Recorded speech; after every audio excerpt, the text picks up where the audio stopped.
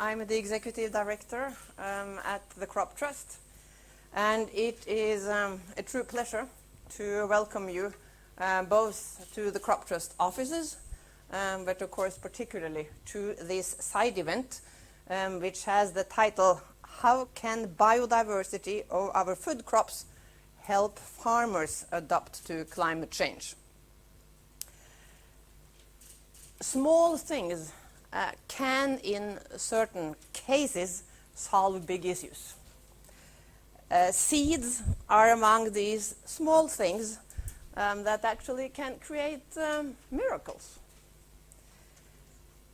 Due to climate change and population growth, we will have to produce, as all of you know, more food, more nutritious food, on less land, with less water, with less fertilizer, with less pesticides.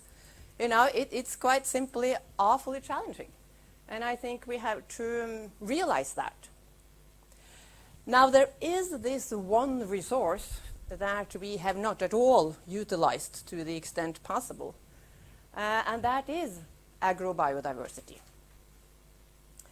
How to utilize this amazing natural resource that we have in a more and better way than we've done before is really the topic of this session. I will quite simply leave the floor to our moderator, but just say one more thing before that, and that is that we definitely need to make sure that agriculture generally and biodiversity, agrobiodiversity more specifically, gets higher on the climate change agenda. I think and hope and pray that that is one of the things that is going to happen during these couple of weeks here in Bonn.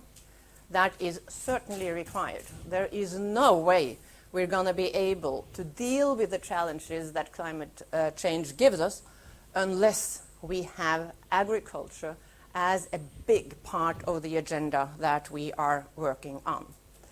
So with those very few words, I leave the floor to our moderator of today, and that is Luigi Guarino. He is our science director here at the Crop Trust. So Luigi, the floor is yours, and the event is in good hands. Let's see. Thank you very much, Marie, and I'll add my welcome to hers. Welcome to the Crop Trust headquarters, or only quarters, and to this side event organized by the Food Forever initiative, of which we're a part, a small part, but an important part, I hope. There's a representative of one of the champions of Food Forever also here. We'll hear from him later. But the plan for this afternoon then, for the next hour and a half, is first we'll hear an introductory talk from our colleague Hannes Dempferwolf, who's head of global initiatives here at the Crop Trust, and also in that capacity has been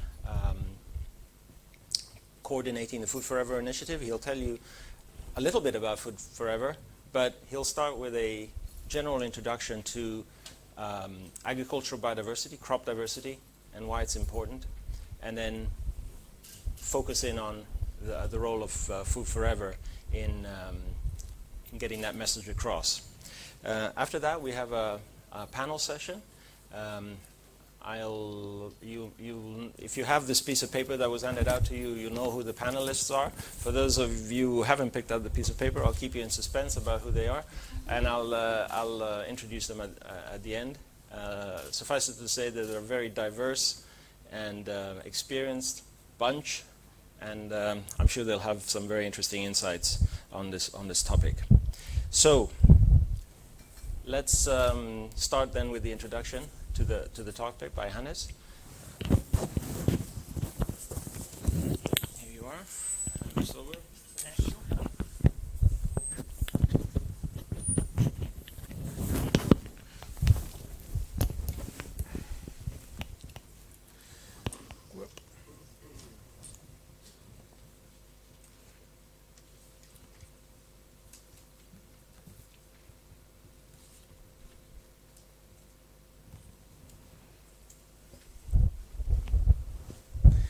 So thank you, Luigi, for the introduction. And what I'd like to start out with is really sort of a brief definition of what we mean when we talk about agricultural biodiversity or food biodiversity, as some people or it is now called in some circles.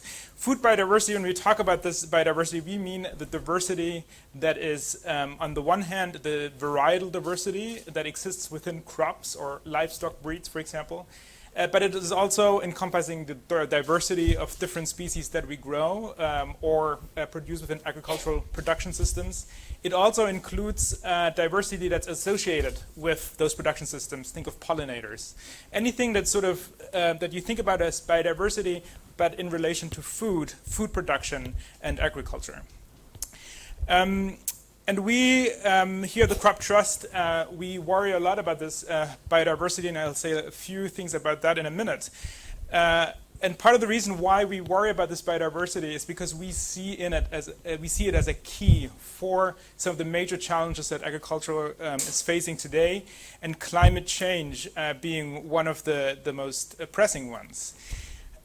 There's many predictions out there on how climate change is predicted to affect agriculture, and it varies a lot, but we can say by and large that we can expect with every average temperature increase of 1 degree, we're thinking about a reduction in yields up to 2%.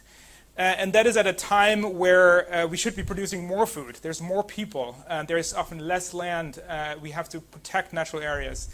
And all this sort of is brewing together as a perfect storm. And it is, I think it doesn't come as a surprise to anyone that agriculture is in trouble. Globally, high average temperatures, more frequent extreme weather events, changes in rainfall patterns, and increased pressure from plant diseases and pests are predicted. Regionally, though, the climatic changes will impact agricultural productivity very differently. And I think that's very important. It's very difficult for us to make broad stroke statements about how agriculture will be affected because it varies so much. We've summarized a few of those differential impacts on this little map here. We see in North America, average crop yields are predicted to decline by 2050 and more steeply by, this should be 2100, there's a slight mistake in here. North Africa and Near East, the rising temperatures threaten wheat production and maize yields. We also know that we think we know that. Sub-Saharan Africa, overall, lower yields of cereals and maize. These are just some examples of some of the papers and research that has been done on that topic. Australia, soil degradation, water scarcity, and weeds reduce pasture productivity. So I think it's suffice to say the diversity of impacts is great, and therefore we also need a diversity of solutions. And this is where I'd like to talk about the importance of crop diversity. And I'm speaking here about crop diversity simply because we at the Trust focus on this particular aspect of agricultural biodiversity, but of course this is true for livestock diversity also, and some of the other components of diversity I had mentioned earlier. We think that there's several million crop varieties worldwide. When we think about this as a package, it's really important to note that they are all important because one might have the trait to adapt to changing climate, increase nutritious value, fight diseases, or produce higher yields. This is really the reason why we need to conserve this diversity in all of its different facets, and we cannot just prejudge what that kind of diversity would be useful for in 10, 20, 30, 40 years down the line. And when we talk about the value of crop diversity and climate change, we can sort of distinguish about the value in terms of adaptation and mitigation. In terms of adaptation, the use of diversity in crop breeding is extremely useful to develop climate-ready varieties. Those of you who know a bit familiar with plant breeding know that all breeding comes back to variation. Genetic variation is the essence of all breeding efforts, since breeders need to select on diversity. And of course, that diversity is found in our gene banks and in diversity that exists in breeding programs. It all comes back to agricultural biodiversity. That is the foundation of crop improvement everywhere. You can also think about direct use of greater varietal diversity by farmers. If farmers grow different varieties. We just had an interesting discussion here on apples, how German farmers mitigate against risk by growing many different apple varieties, not just one. Here in near Bonn is an important apple production area. And they do that because it makes economic sense. It's mitigation of risk. Diversification of production systems by use of much greater variety of crop species is, of course, another an important way to adapt to climate change, which means that you have many more crop types or different crops in your production systems to mitigate, again, the risk and for more resilience of your livelihoods if you're a farmer. In terms of mitigation, this is an aspect that's often more overlooked and more neglected, but the use of diversity in crop breeding, you can also breed for varieties that require less inputs, less fertilizers, varieties that store better, that require less packaging to be shipped, less energy for cooking. These are all ways agriculture can contribute to reducing, for example, greenhouse gas emissions. Something that I think there's a lot of potential there that needs to be highlighted and focused on. Crop diversity can also help to increase carbon sinks. One really interesting idea here is the growth of perennial plants. Perennial plants, instead of annual crops, reduce soil erosion, have larger root systems, and capture more carbon than annual crops. I think there's a lot of creative approaches here that need to be considered more seriously. I'm going to talk you through just 4 examples of concrete sort of crop examples that came to mind when I was preparing this presentation. Potato is a very good one. We work quite a bit with communities in Peru and also the national and international gene banks in Peru that have large potato collections. And what we hear there over and over again is that these increasing temperatures that we already see in the Andes have pushed potato farmers up the mountains in Peru year by year as diseases and pests creep up the slopes. So the narrow band that you grow potatoes on in the Andes is becoming narrower and narrower because you can only climb so much further up in the Andes. At one point, you just can't go any higher, endangering the livelihoods of a lot of those farmers that depend on potatoes. We think that some of the edible varieties, but also the wild relatives of potatoes that are conserved in gene banks and are still grown by some of the farmers, it could hold the key to fight some of those pests and diseases. And I think that's an important approach to think about. Pigeon pea is another example. In 2011 and 2012, farmers in the Horn of Africa were struck by the region's worst drought in 60 years, causing crop failures and deadly food crises across the region. These events are predicted to increase with climate change. This is not going to go away. This is only going to get worse. Pigeon pea diversity includes faster growing types, producing a harvest in about 3 or 4 months, beating drought before it arrives. It's very specific to different crop production systems and where we have to look for the value of diversity. Rice, one of the most important crops globally. A lot of rice production systems, especially low-lying areas, are really struggling with salinity, high soil salinity. And that is something that breeders are working on, trying to get more salt-tolerant rices to farmers. And the International Rice Research Institute, who we also work with, they have a large gene bank. More than 100,000 rice varieties are conserved in that gene bank. They have been able to use some of that diversity to produce more salt-tolerant rices with which you can produce, or where you can have more than one, or you can heighten the yields from high salinity lands from 1.5 tons to 3.5 tons. That's an enormous increase, and I think that just speaks to the value of crop improvement. Another kind of neat example here, which points more towards mitigation, is there's new varieties of rice out there that require less time to cook because they were able to reduce what scientists call the gelatinization temperature of rice. That means we need less time to cook. It means we need much less fossil fuels and firewood to produce rice. And if you think about, or to cook rice, if you think about how much rice is being produced and consumed across the globe, that can have a real significant impact in terms of mitigation of climate change. And the last slide here that I snuck in is a crop I care about because it was the subject of my PhD, and no one else knows about it. But I thought I'm just going to sneak that in here. It's called nuke. You will never have heard about it. It is a oilseed crop that is extremely important in Ethiopia. It is the most popular oilseed in Ethiopia, yet no one else really grows it. And what struck me when I was out there doing fieldwork in Ethiopia is that the cousin, a very close related cousin to nuke, is sunflower, which is a really important oilseed crop, as you all know. But farmers weren't growing it. So we're trying to figure out why on earth would they rely on this crop that has much lower yield than sunflowers. It has really bad agronomic characteristics. It shatters in the field. It has all sorts of problems. But farmers really like it. And the reason why farmers like it, if you ask them, is because it has a really broad environmental adaptability, and it works really well in a range of extreme agricultural conditions. That means that if they would grow sunflowers, the chances that they had no yield at the end of the season was really high. If they grow a nuke, there will always be something to help them through the tough times. So they always made sure that there was some nuke in their production systems. And so the other interesting thing about nuke is that it is a pretty crappy crop if you look at it from a Western standpoint.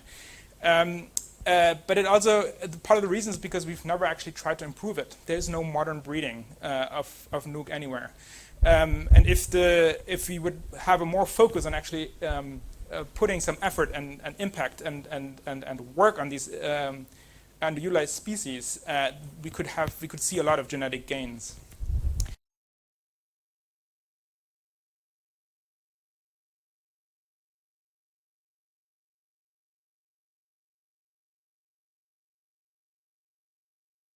Over the world. Most of the important crops that we eat and consume here in Europe are not from here. They're from other parts of the world, which creates this really strong interdependence on crop diversity.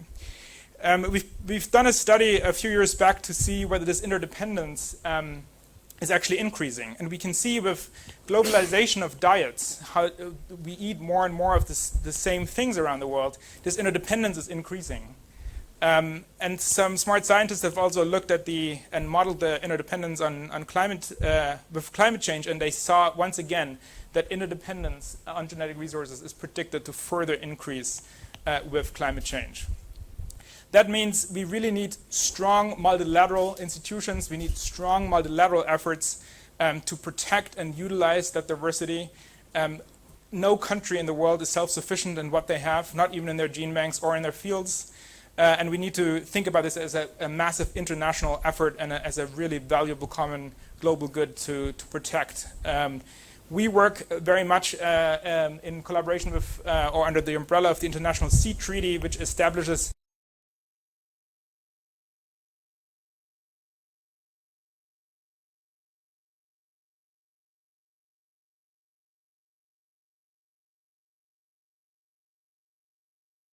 more support. So even though this diversity is really a valuable resource, as I tried to just explain, we are also losing that diversity. This is just an example, again, coming back to the apples, because it sort of matters to Bonn and also Germany. There used to be thousands of different apple varieties grown around in Central Europe. And today we think that all major apple varieties grown in Germany originate from only 6 varieties. When you walked in here, you may have noticed some apples there that I picked up on my way to work. And you can see, if you look at the breeding, the pedigree, the history of those apples, actually 4 of those 5 varieties all have Golden Delicious in them, because that is the one really powerful variety that was very successful and that is dominating the market, and not just in Germany. But there are other varieties still being grown. Boskop is another one that's out there. It's actually one that doesn't originate from Golden Delicious. It's coming from the Netherlands, and it was first discovered in the 1800s. And that's still an important variety now and grown around because people like it. So there's countless other examples of genetic erosion that I don't want to bore you with, but I think it's pretty evident, even though it's hard to quantify the loss of diversity, that loss is happening. At the same time, the wild species that are related to our crops are also threatened. This was a modeling study done a few years back where they looked at the wild relatives of peanuts and cowpea.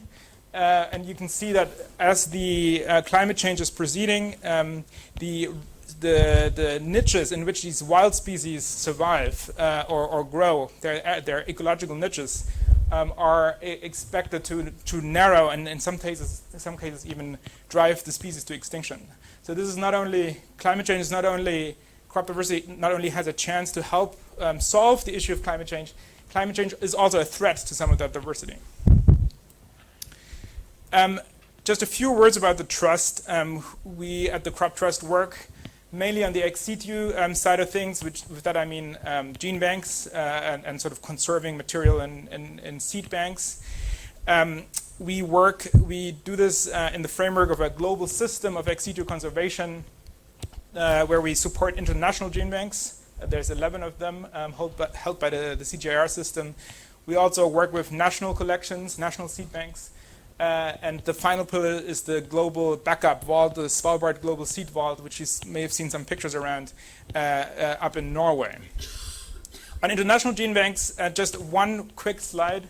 There is 11 of them, as I had mentioned, and they distribute the crop diversity that is conserved in these gene banks all around the world. 157 countries received germplasm from the CG gene banks over the last few years, just to show you where that material is going. It is really an actively used resource that I think is very essential for agricultural production and breeding. Having said that, we also recognize that with climate change coming along, we need more diversity. If you think, and this, bear with me, this is a little nerdy, a nerdy slide, and please interrupt me if you have questions about this. If you think about the total amount of genetic diversity that we have in our wild relatives, and you think about time here at the bottom, evolutionary time. At some point, there has been speciation, which means that different different species evolved, and then there happened what we call a domestication bottleneck, which led to a further narrowing of the diversity, the total pool of diversity. That diversity then was locally adapted, traditional varieties developed, and then early modern plant breeding further narrowed down this diversity to an incredible amount over the last 100 years or so. Modern plant breeding has really affected the diversity that's in our crops. We've now realized that there's a lot more sort of diversity or a lot more varieties are being produced in many different countries, but we're still a long way away from broadening it the way it needs to be broadened, which is why we at the Crop Trust felt, and we're not alone in this, that for tomorrow's breeding we need to sort of burst open the basis of crop breeding, of agricultural production, with a massive influx of diversity. And that means that wild relatives, for example, the use of wild relatives in crop improvement efforts is going to become more and more important to be able to produce the climate resilient agricultural systems that we so desperately need. This is part of the reason, or this is probably the main reason why we have launched this project. It was a 10-year project.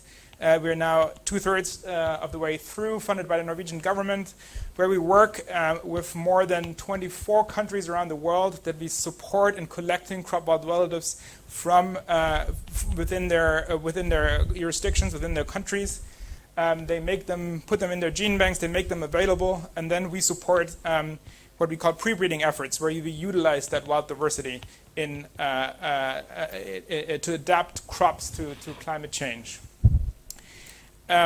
This is just a quick view of the countries we're working in. So it's a truly global effort, which we're still trying to expand those partnerships.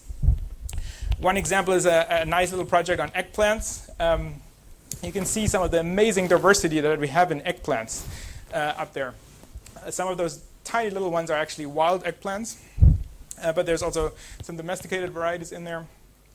And this is a project we supported that worked as a collaboration between a Spanish partner, a partner in Ivory Coast, and a partner in Sri Lanka, where they tried to introduce some of that wild material and by crossing it with their domesticated varieties from their countries to get more climate-ready varieties. That project has finished, and this diversity, this new diversity, is now available through the International World Vegetable Center Gene Bank in Taiwan. Another example is sunflowers. We worked with, it's an interesting example because sunflowers originate from the Americas, or from North America, and we worked with a Canadian university to utilize that material from North America to then introduce it into and evaluate it in Uganda for drought tolerance. And we found some incredible examples of the value of wild species. Here you can see this one plant here. This has an introgression from a wild species in it. A wild sunflower species, and it does much, much better than the commonly used varieties in Uganda at the time. So just to illustrate to you a little bit the power that is in diversity. We're very, very glad that the international community has understood the value of diversity. We have in the Sustainable Development Goals a target 2.5, which specifically talks about the importance of maintaining the genetic diversity of seeds and cultivated plants, and it even mentions the diversified seed and plant banks at national, regional, and international levels. I think that is a really important call to action. So we have the Crop Trust and partners. We're thinking about how can we make use of about this. How can we further highlight the importance of the diversity in the framework of the Sustainable Development Goal agenda, which is the idea, when the idea of Food Forever, the Food Forever initiative was born. Food Forever is an awareness-raising initiative, and this side event is one such awareness-raising occasion where we are trying to talk about the importance of this diversity in the context of, for example, the climate change negotiations. But we're also doing this at other occasions. For example, the International Treaty just had a meeting, in the governing body meeting in Kigali in Rwanda, where we also spoke out about the importance of also connecting our missions to the SDGs. We're doing this in a way to try to support governments and other stakeholders in their efforts to implement activities in support of Target 2.5. And we've been very privileged to engage a set of high-level champions from many different areas, private sector, NGOs, government agencies, to sort of speak up on behalf of the importance of crop diversity in different fora. We also have a number of partner organizations that are supporting Food Forever, and I'll say a bit more about that in a minute. But the real objective of Food Forever is this. We want to try to replicate WWF's strategy, and I'm very glad that we have a WWF representative here with us, on making people care about biodiversity. And we're trying to make the seeds on the right as sexy as that little panda, or as cute as that little panda. Whether we're going to be successful, we don't know. But the idea here is to bring more attention to some of the diversity that is maybe equally important as pandas. I'm just going to play a little video here by our chair of the Food Forever initiative, which is Her Excellency Amina Ghureb Fakim, the President of the Republic. I'm really pleased to be associated with the Food Forever initiative. I have agreed to give my voice to this important initiative as our food security depends on the protection and conservation of agricultural biodiversity. Climate change remains a major threat to diverse ecosystems and will impact our food, energy, and water security. As a citizen of an island nation, I'm already witnessing its repercussions with increasing erratic weather patterns, temperature hikes, flash floods, and the gradual erosion of our beaches.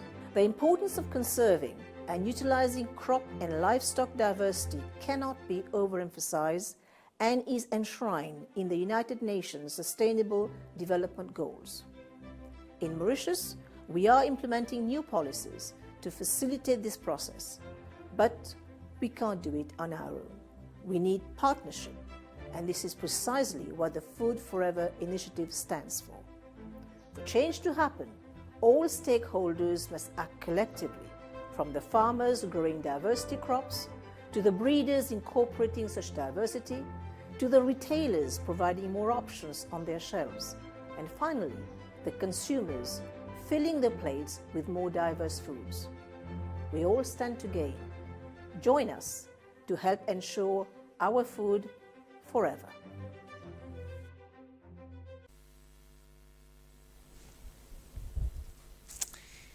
So with that, I'm almost at the end of my slides.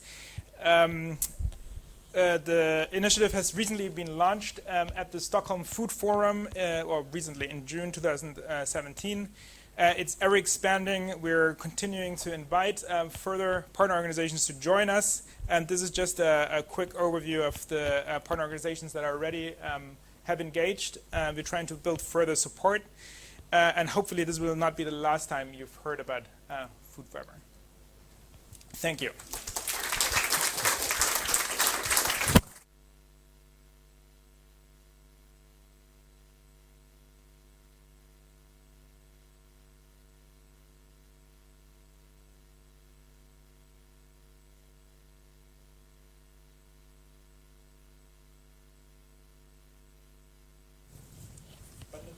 Yes, please. Hannah. Oh, why don't you take this back?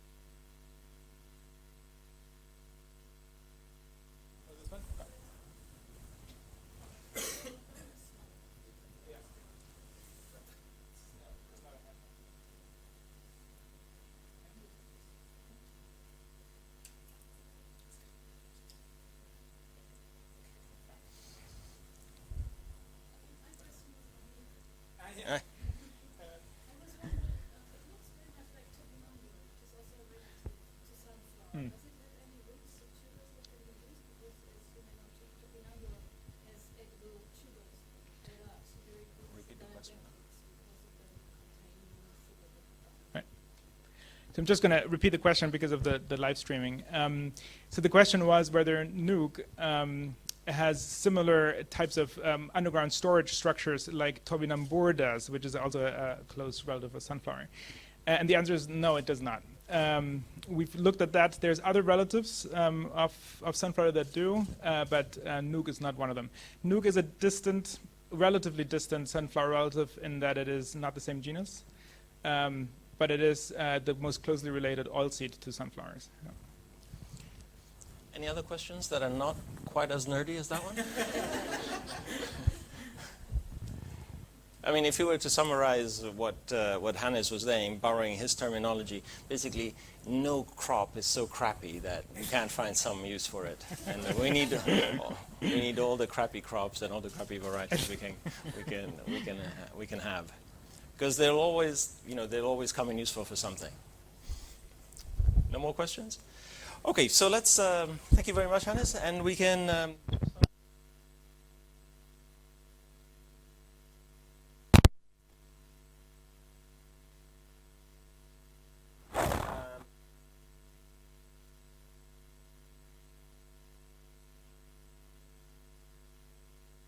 is the Director General of Biodiversity International.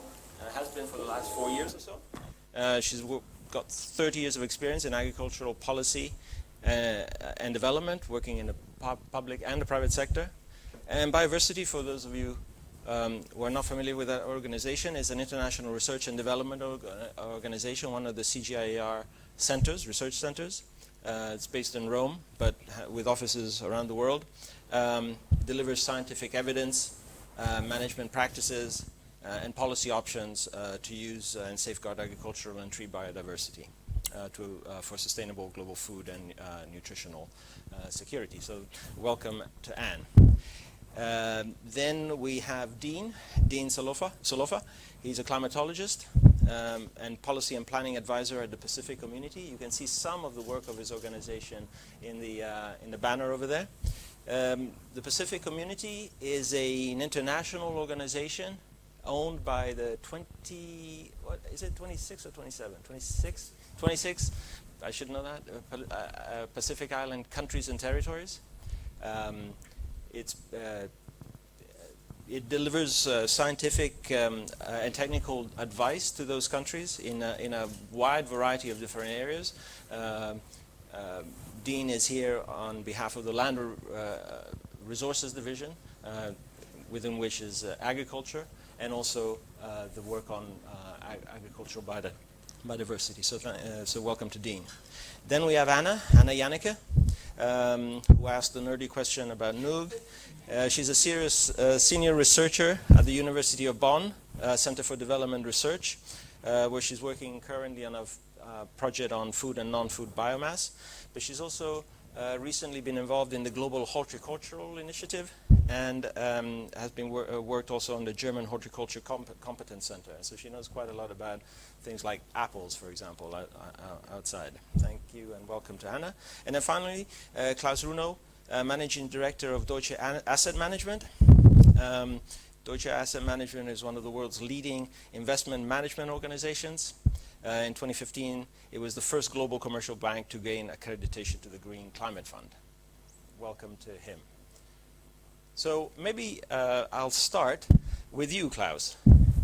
Why is a banker interested in agricultural biodiversity? I know even bankers have to eat, but what is your particular interest, and in particular interest of your organization in agricultural biodiversity? In some sense, I can't help, being the old banker, or in my case, better the asset manager out there, that I do represent biodiversity, or crop diversity at least, on this panel.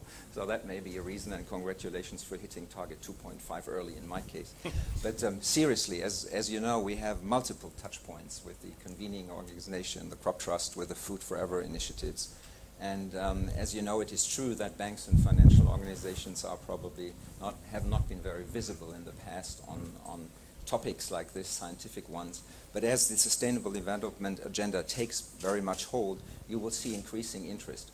In our case, we've been privileged to work with the Crop Trust for a number of years, actually going back until 2015, when we sort of started our journey together in the UN Financing for Development Conference in Addis Ababa, actually leading to the development of Sustainable Development Goals.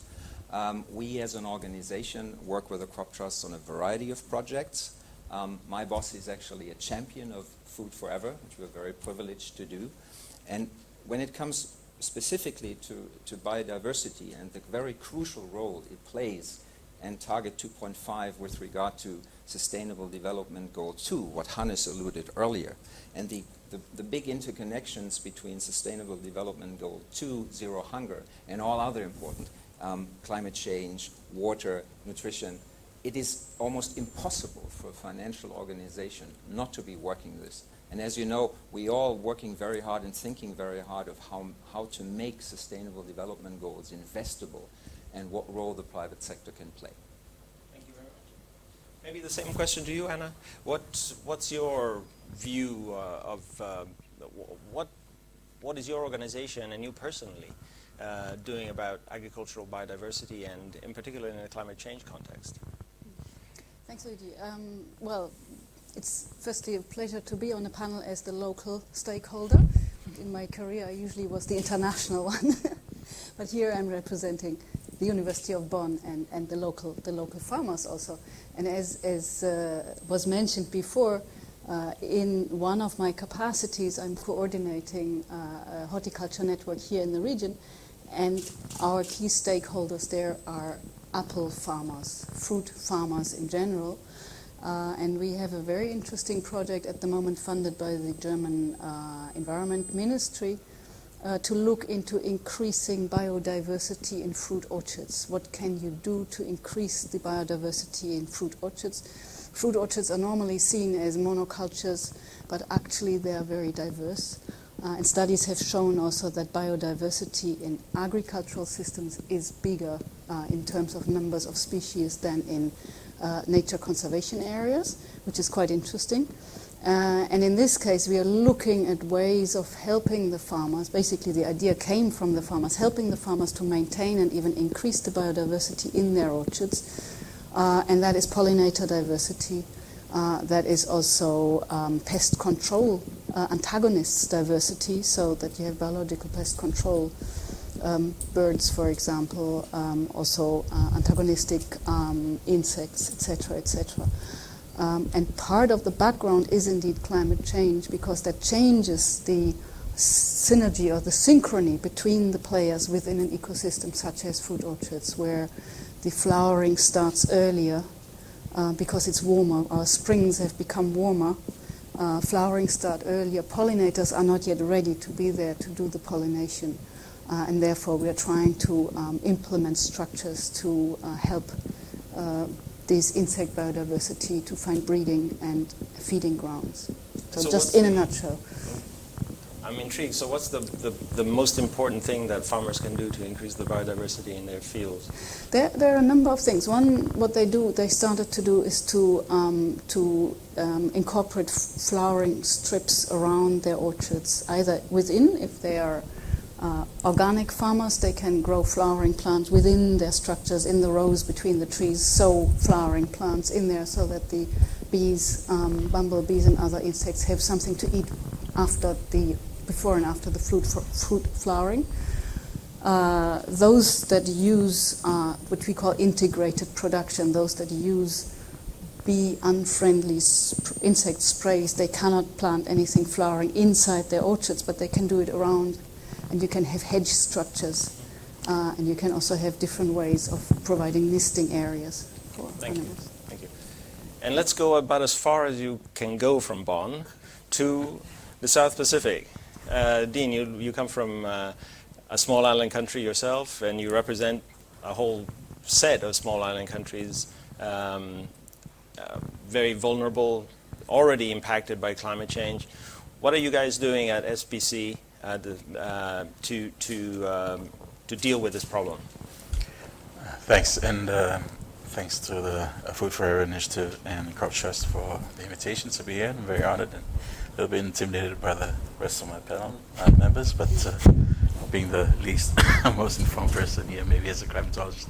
But a little bit about SPC, or the Pacific Community. We are a regional intergovernmental institution looking after 26 Pacific Island countries and territories. We cover a diverse set of sectors, which range from agriculture, the division that I'm at, to energy, to marine transport, to public health, education, and water resources, and quite a few more. So all of these things are well established within our work programs of the Secretariat. And one of the challenges that we have is one of the opportunities that we have is to work together to kind of amplify some of the benefits and the results of individual work programs that we have within our organization. So in the case of work on genetic resources, for example, what we're hoping to do is to get the science from geosciences people, for example, or water resources people, our own sciences around crop production and plant protection and biosecurity, to help support the work of the genetic resources team that we have within our division. It's a big agency. We have a lot of countries to look after. They range in their own uniqueness, from being atoll countries with only 2 meters in height, and who are challenged by sea level rise, to volcanic countries who face regular droughts now more than ever than before, and who have experienced crop failures from either that or the opposite, of which are flash floods that can be brought every other year as well. So it's a diverse range of challenges across a diverse set of countries. And problems, again, and as mentioned earlier before, you can't be painted very broadly by any broad brush. And so it's a challenge for us. And I think the opportunity at this particular COP to kind of push for agriculture for a stronger profile within the COP negotiations, I think it's something to look forward to. And I think hopefully by the end of next week, we might see something that might come out that will help push us in the direction to get more focus on this particular issue. I hope you'll keep us briefed on what happens. Would you like to say something about, in particular, the gene bank at CPACT? Yes, sure. The work of the gene bank there? Right. you're probably more informed about the seed bank than I am. Luigi used to work for them a lot. When he was a lot younger than. Well, we have the seed bank as a center for Pacific crops and trees, and thank you for having my banner up in the front. I was trying to hide it up in the back. But it's the only gene bank that we have in the Pacific. It's focused on Pacific root crops, Pacific staples. So it ranges from root crops to bananas and some crop trees. We are not a CG center, but we are trying to get to the standards of running a CG center. So we have a long way to go. But we also don't want life easy, so we back up 18 different varieties of crops.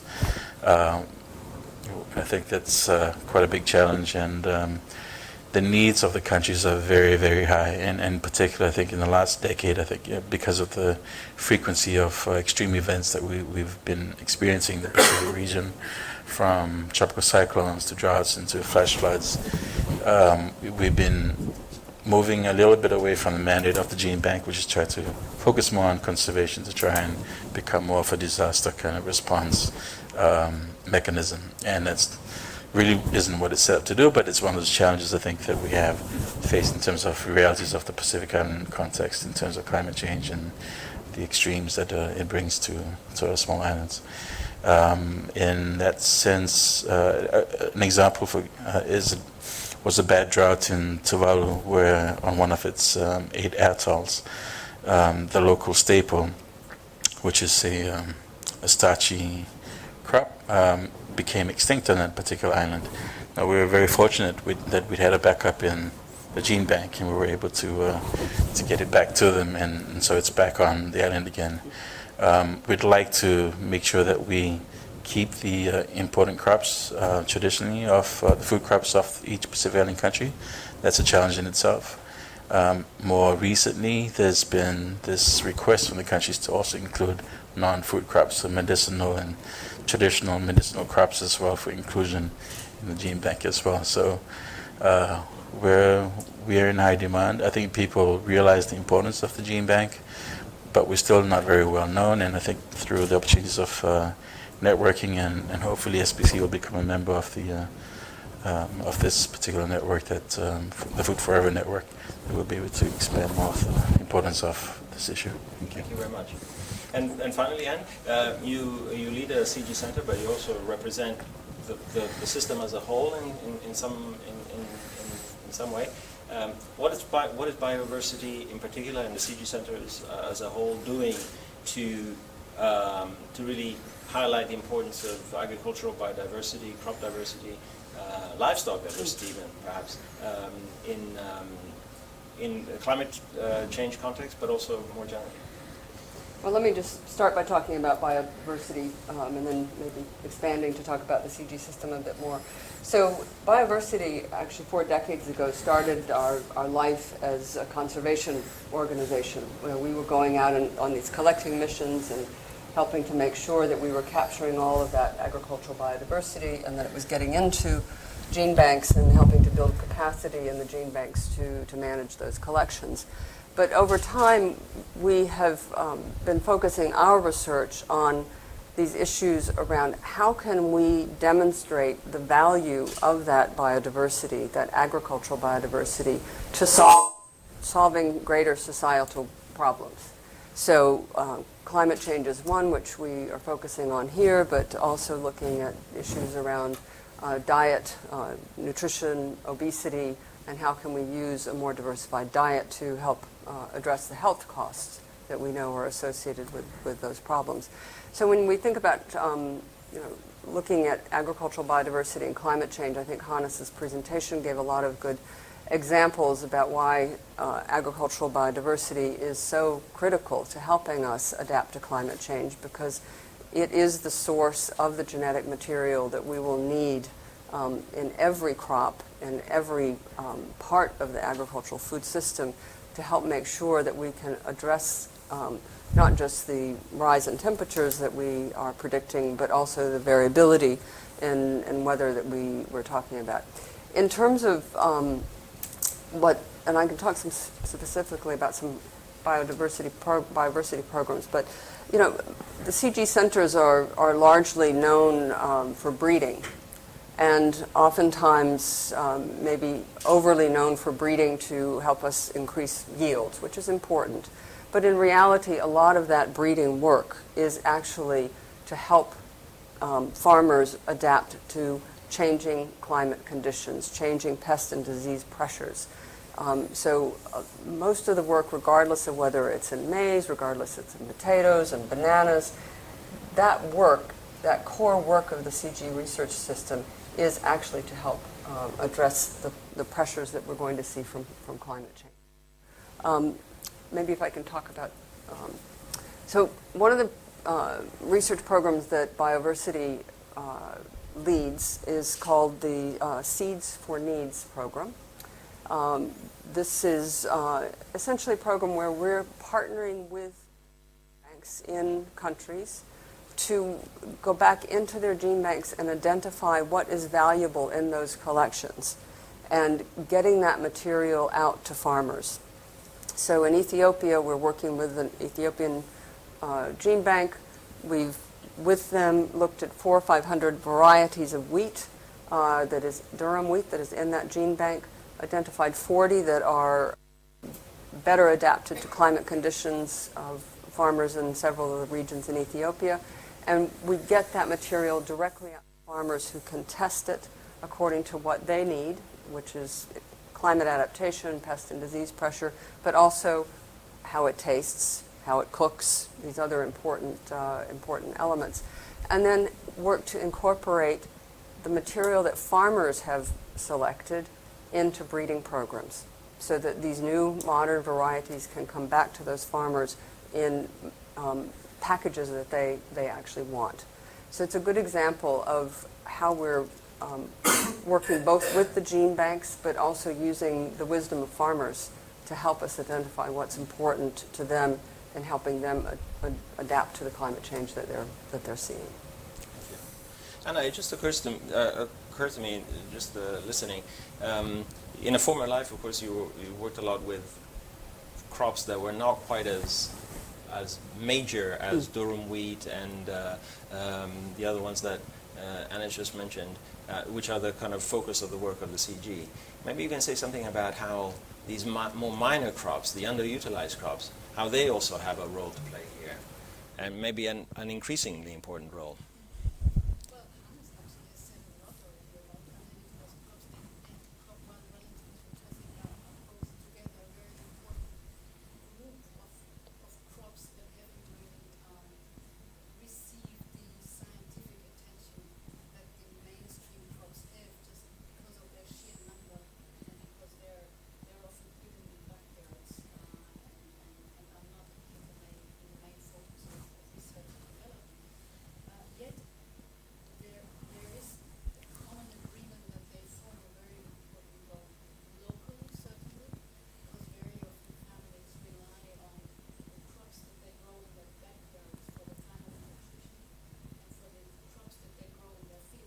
For the market and for sale. So I think a lot of the edible underutilized crops play a very important immediate role for food security. And also, obviously, as Hannes also said, as a gene bank that is out there that should be considered when breeding maybe also the main crops or when looking for improved crops as well. Okay. It's all about risk mitigation, isn't it? And of course, risk is a very important part of your life as a banker, isn't it? Well, do you see agricultural biodiversity really as a risk of mitigation strategy? I mean, of course, when we have to feed 9 billion people or so by 2050, and you look at the really increasing speed of climate change. Just look at the statements of financial leaders in the world. The CEO of one of the largest insurance companies has recently said a 2-degree world may be insurable.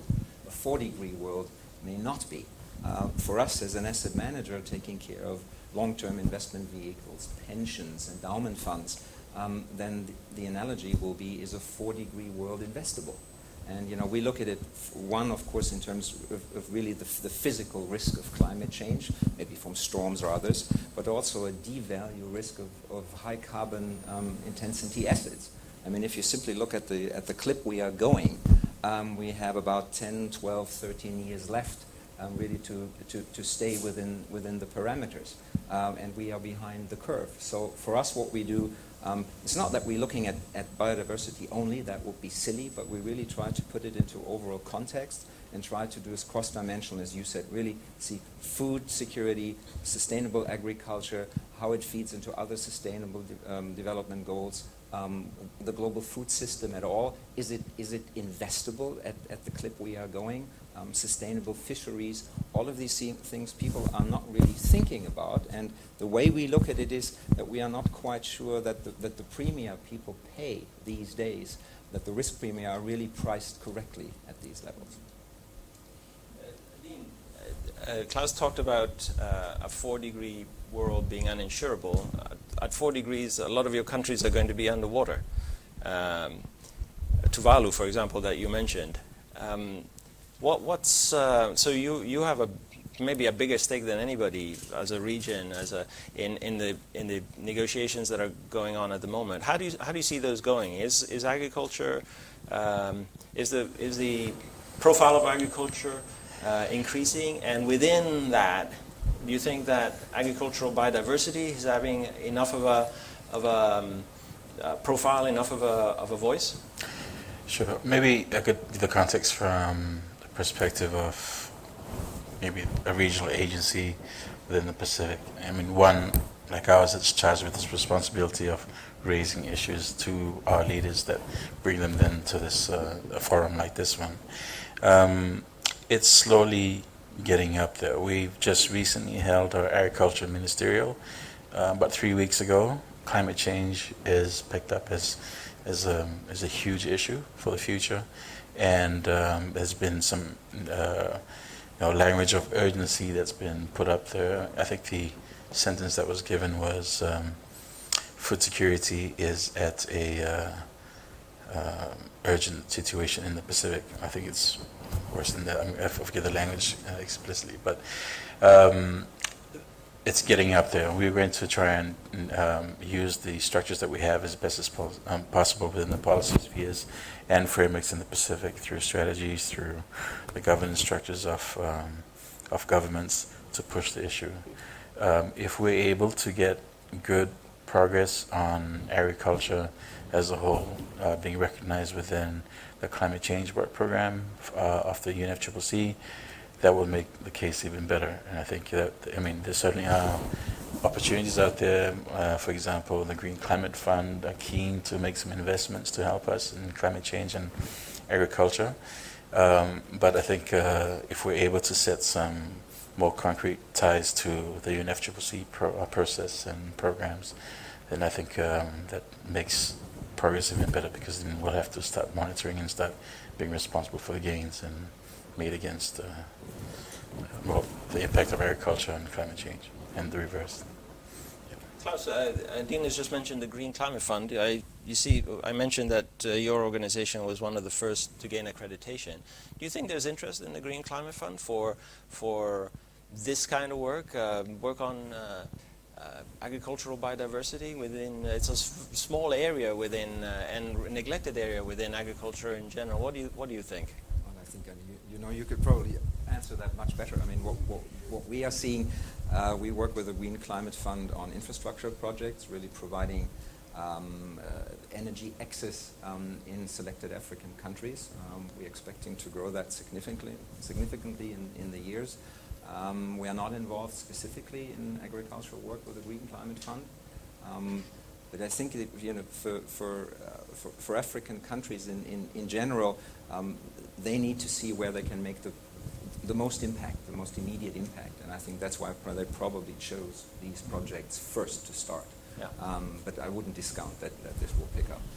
As you know, and we've presented that in the past, we run funds on a private equity style, where we have public-private partnerships. One is called the African Agriculture Trade and Investment Fund.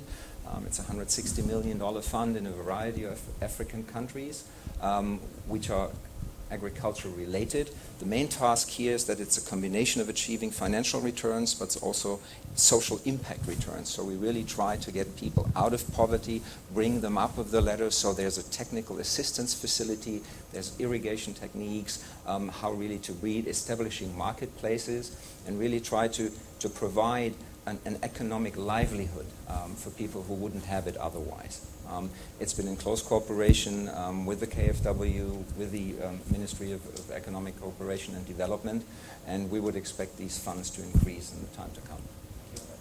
Did you want to say something? Yeah. I wanted to pick up on this issue about risk management and agricultural biodiversity.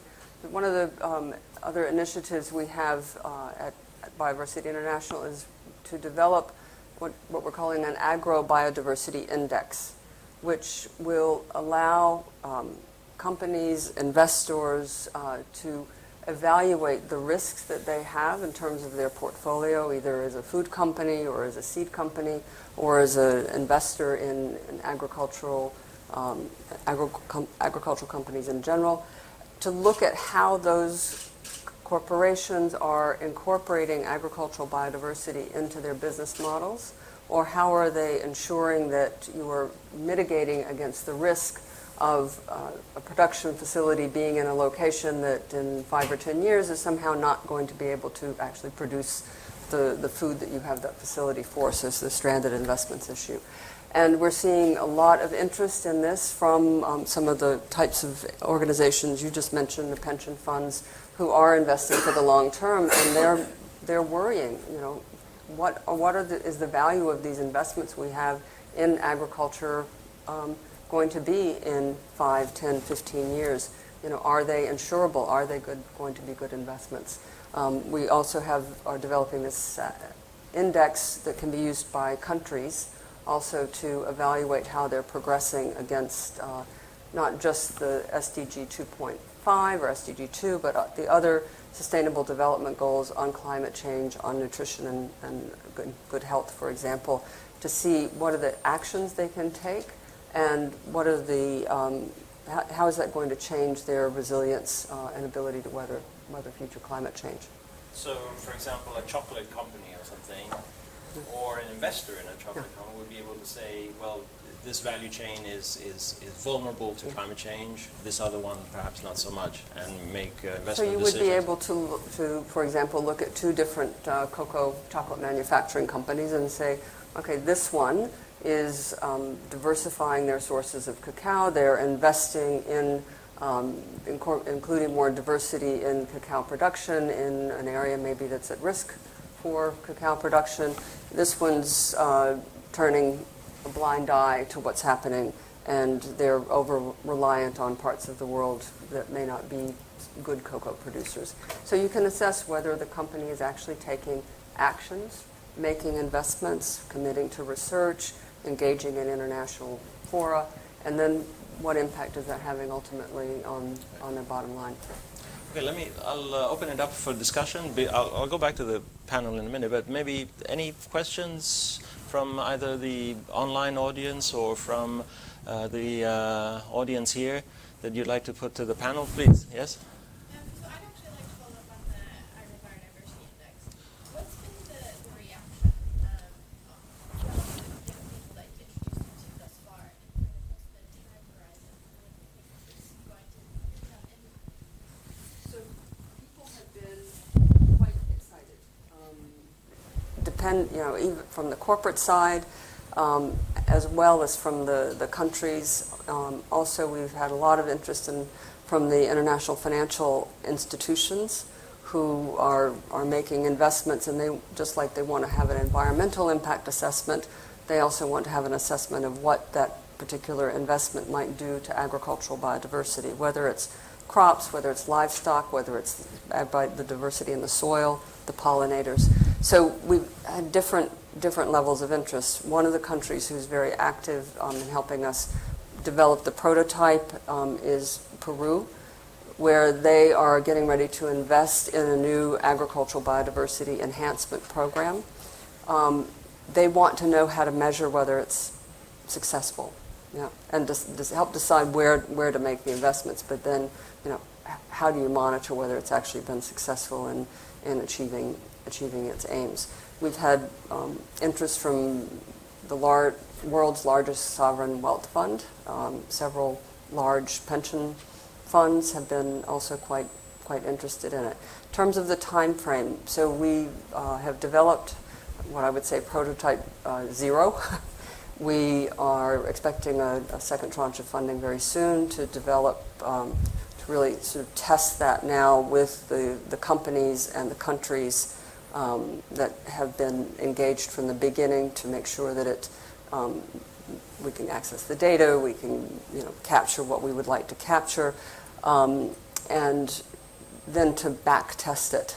We have working with a finance company who's going to back test it on some corporate portfolios. So we should be, ready to roll by this time next year. So. Any other questions?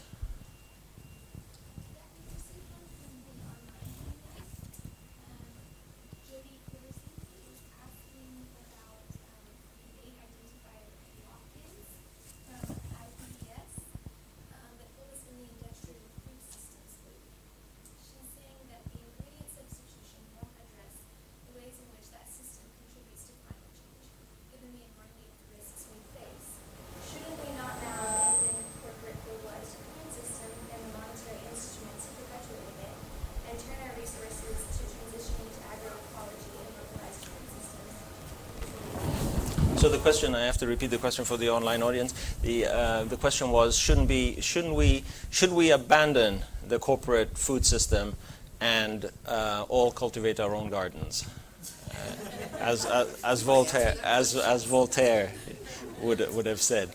Let me. What do you think, Hannah? Should we abandon the corporate food system?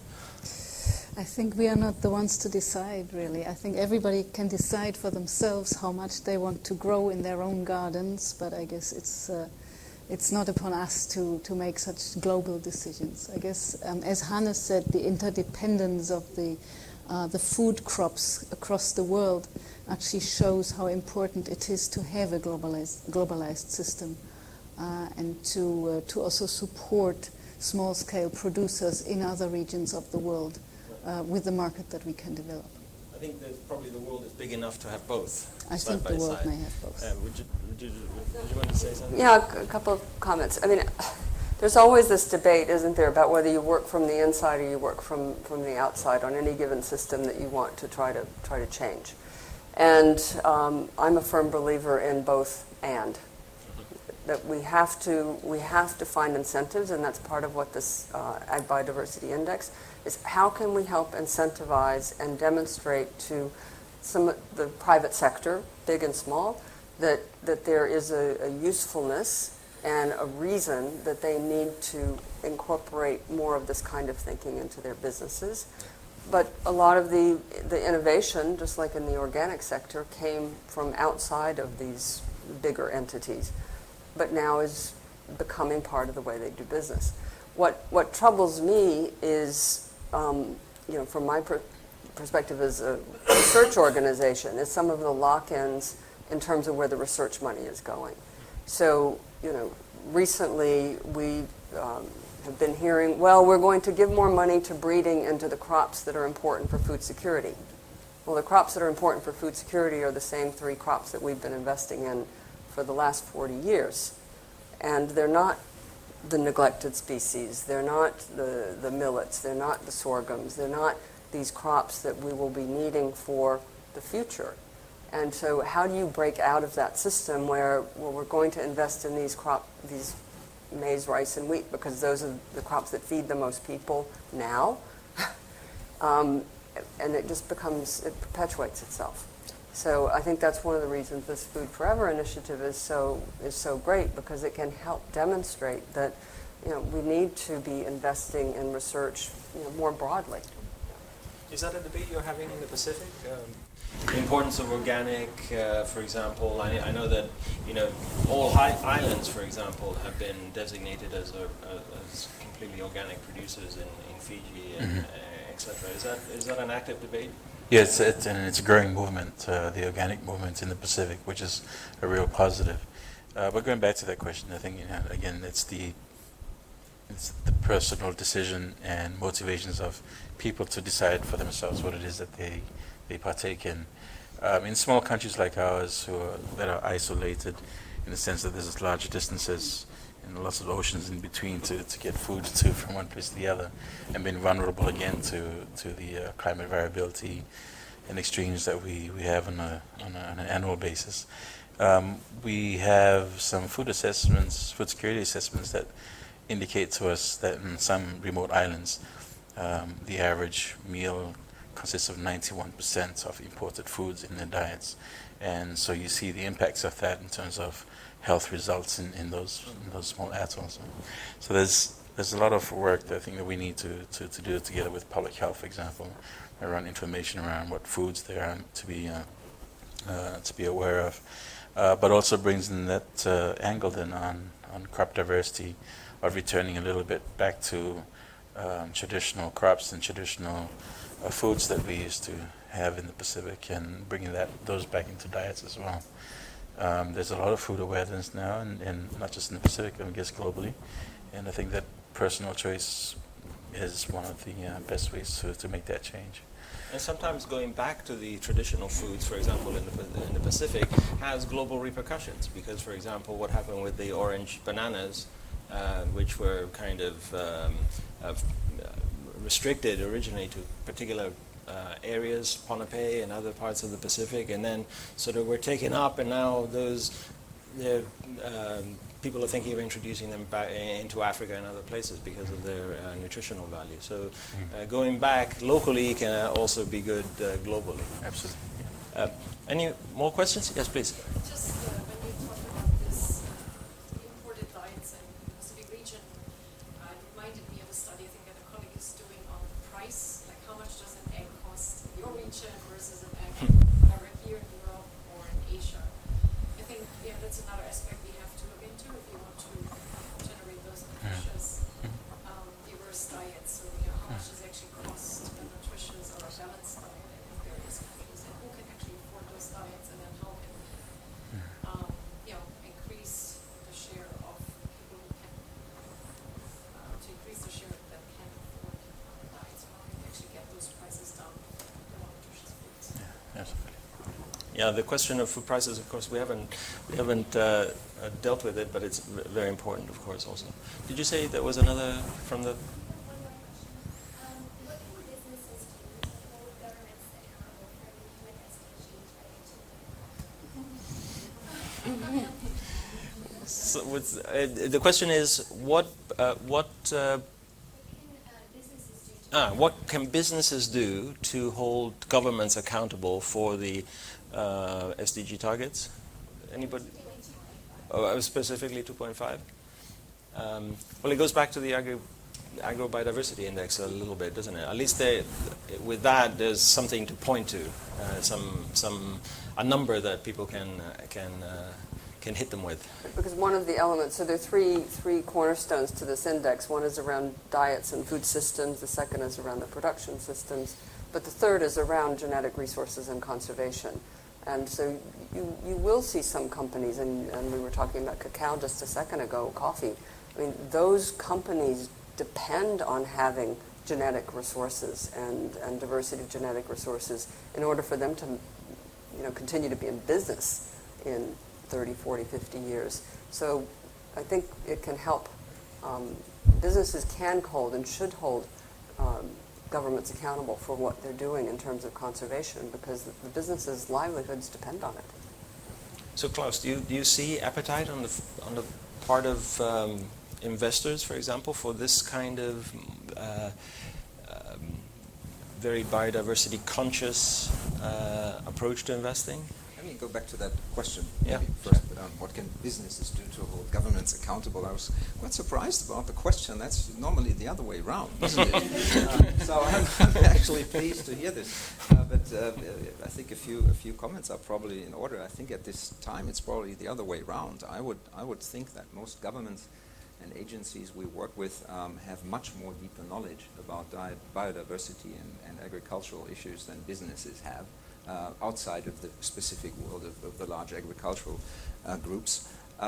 So I think it's probably a relationship of mutual respect and engagement, of really thinking how to work with each other.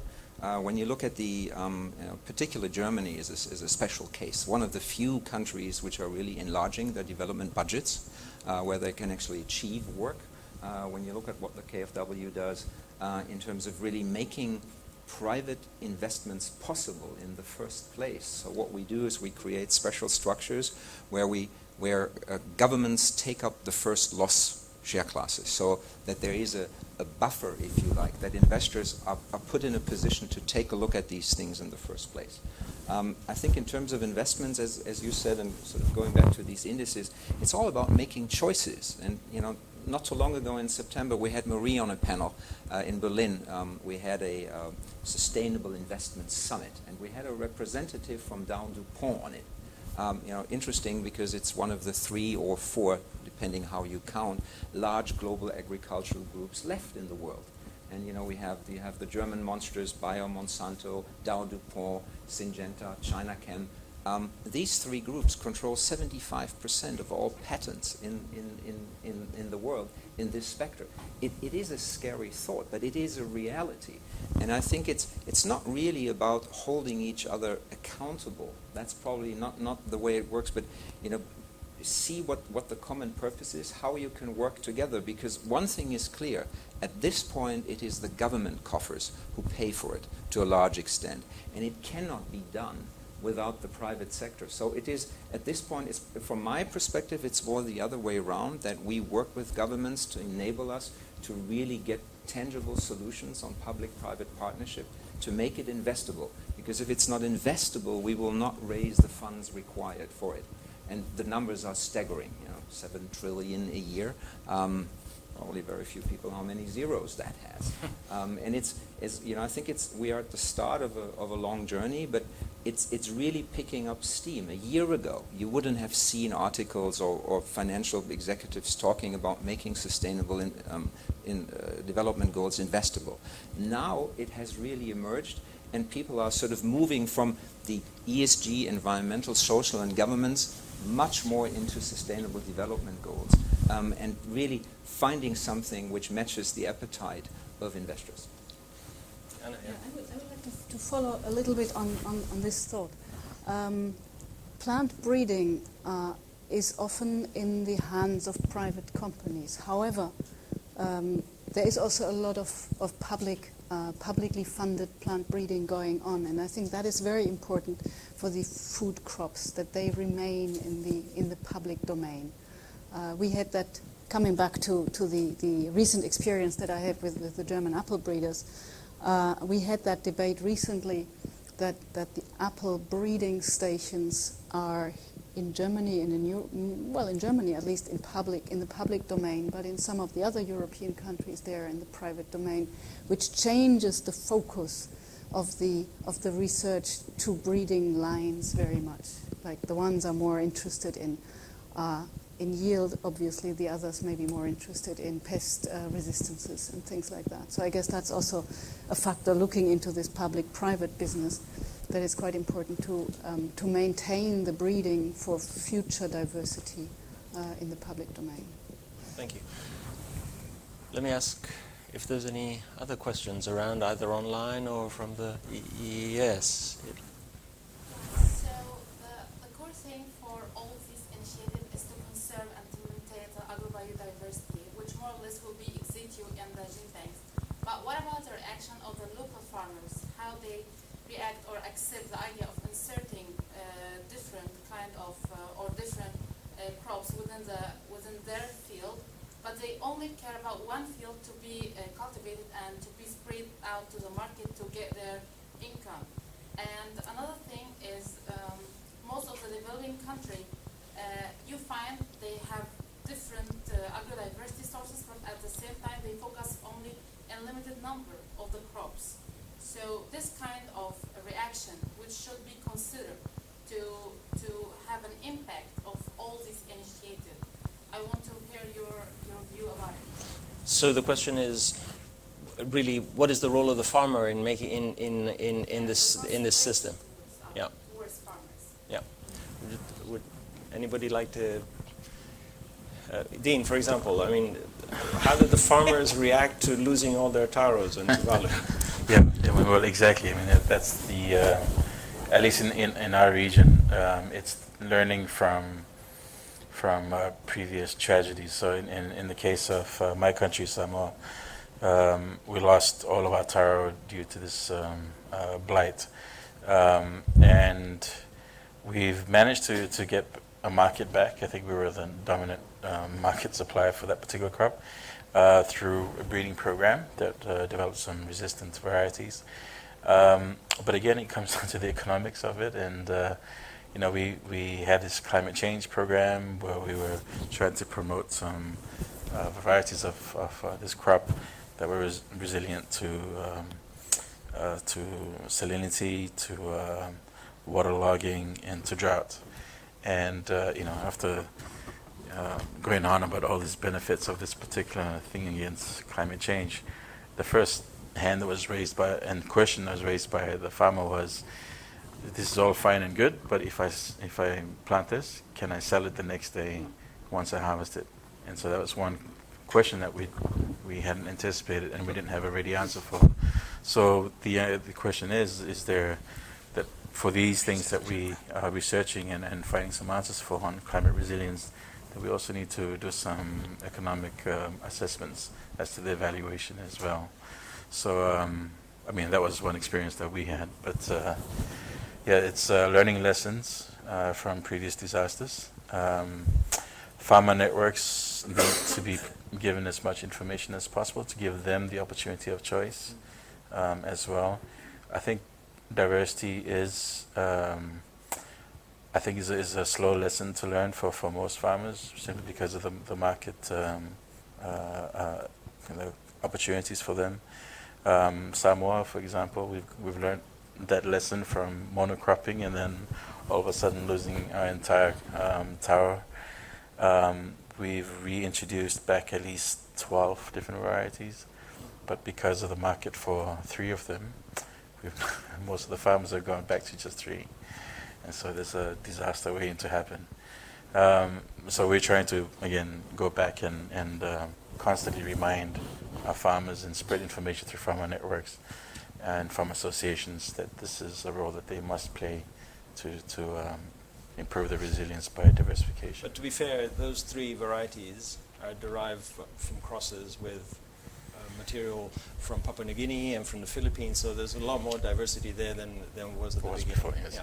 But it's probably also the consumers who should be informed about the need for diversity, so that they don't always demand just the one or the 2 or the 3. More apples, more different types. More of different apples. types of taro. I think we have to wind out. There's time for, I think, one last question. Who would like to ask the last question? Nelissa, you had your hand up? No. Nora or Nelissa? You decide. Okay, go. Well, I have 2 questions. Sorry. No. So what's the advantage for consumers to have 20 apple varieties on the shelves, for example? No, don't answer that question. No. And another question for Anne, I guess, is the agriculture biodiversity index. I feel like it's biased towards the multinational companies. How can a small producer or company in Ethiopia, for example, be more agricultural biodiverse? Okay, let's start with why should a consumer want 20 different types of apples in the supermarket?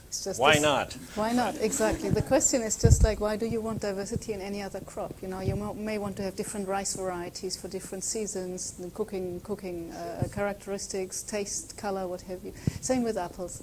And the apples have different harvesting times. So you have early apples, mid-season apple, late apples, red ones, green ones, sour ones, sweet ones. Whatever you want, how you feel, depending on what you feel. And some of them are just nice to look at. Exactly. So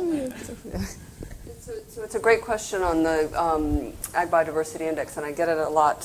So let me just say that we're starting initially with working with some of the big bigger companies, but we're looking at in the future being able to develop, use this index to look at some of those smaller companies in different regions who, as I said, will likely be more innovative in these areas.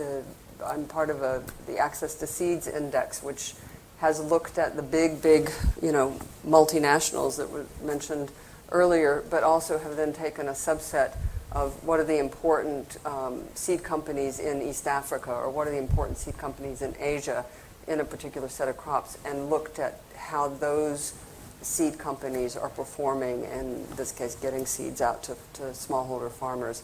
So you can take different slices, but we had to start someplace. Thank you very much to the panelists. I'm afraid we have to wrap this up. Thank you very much for coming. Thank you to the online audience for listening. Let's thank our panelists and have a nice rest of the day. Thank you.